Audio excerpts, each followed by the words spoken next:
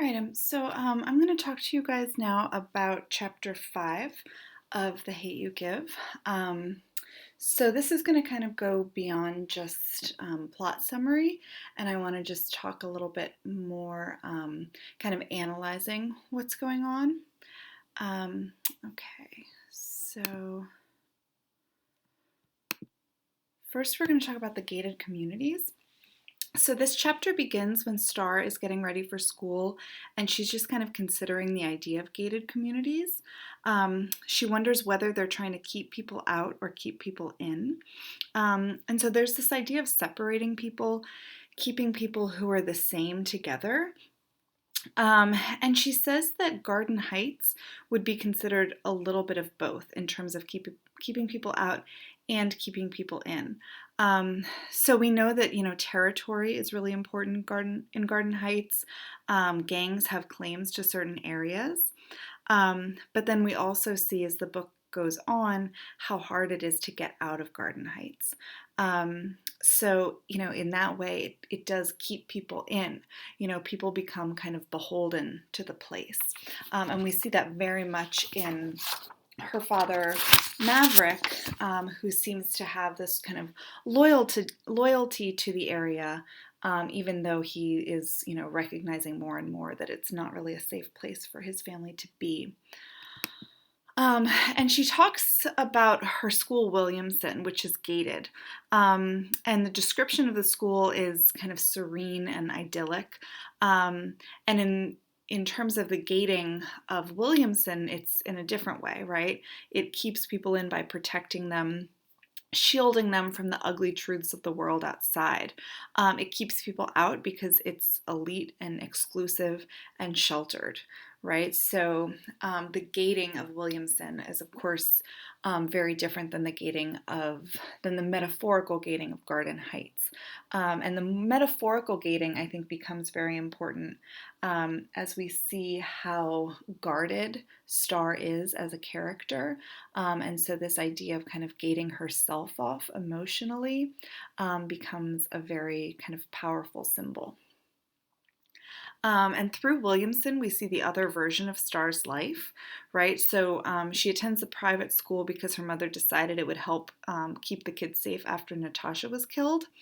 And Star talks about how she's just this completely different version of herself when she's there in order to avoid perpetuating stereotypes. And we see her, we get to see her code switching here. Her friends interact completely differently than her friends in Garden Heights, and so does Star, right? So this is our first glimpse of this other version of Star. And of course, we learn a lot about Williamson and these two kind of worlds that Star is straddling through her friends.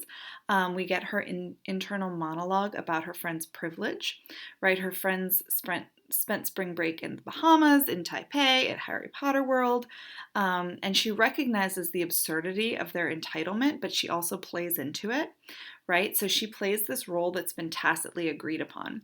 She doesn't share what she did over spring break, and they don't ask. But we as readers are privy to this stark difference, right? So not only did she not go on vacation, not only did she just spend the break in her father's store, but she witnessed Khalil's murder. So we as readers get to reflect on how ludicrous it is that the frivolous vacations of her friends are discussed instead of the horrible thing that happened to Star, right? So we learn that she's clearly going to just pretend it didn't happen. She isn't going to tell anyone. And it makes us wonder, how deep or authentic these relationships can really be. And it amplifies how fabricated this, Williamson Star must actually be. And she talks specifically about her friendship with her best friend Haley, talking about how it's changed since Haley unfollowed her on Tumblr after Star reblogged a foment of Emmett Till's mutilated body. He was murdered for whistling at a white woman in 1955, and this is something that that Star, is bringing, kind of trying to bring awareness through her Tumblr, and it also tells us something about Haley. Right? Haley has the luxury of not having to look at things that upset her. She doesn't have to face realities if she doesn't want to. She can just unfollow.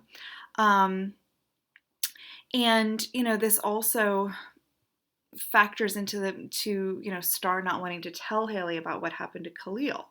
Um, Haley didn't even want to see a picture posted by Star about a person she didn't know who, lived a long time ago. So how would she react to a situation that's actually close to her, right? Star doesn't want to perpetuate any negative ideas about where she's from or remind people about the world she's from.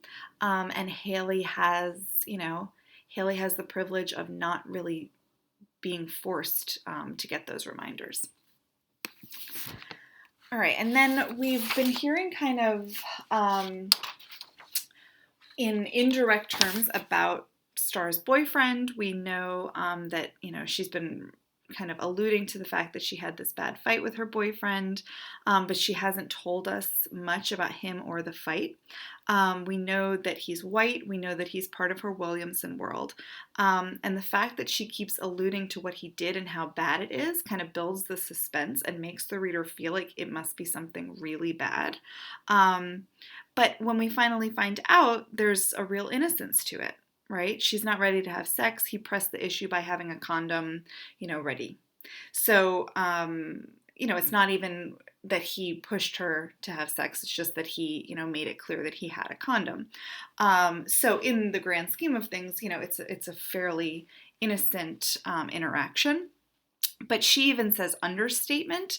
That's what she says to him when he, admits that he took things too far. She says understatement, which again prepares the reader for the idea that he did something truly terrible. So when we discover that he didn't even, pressure her, it was literally just having that condom available.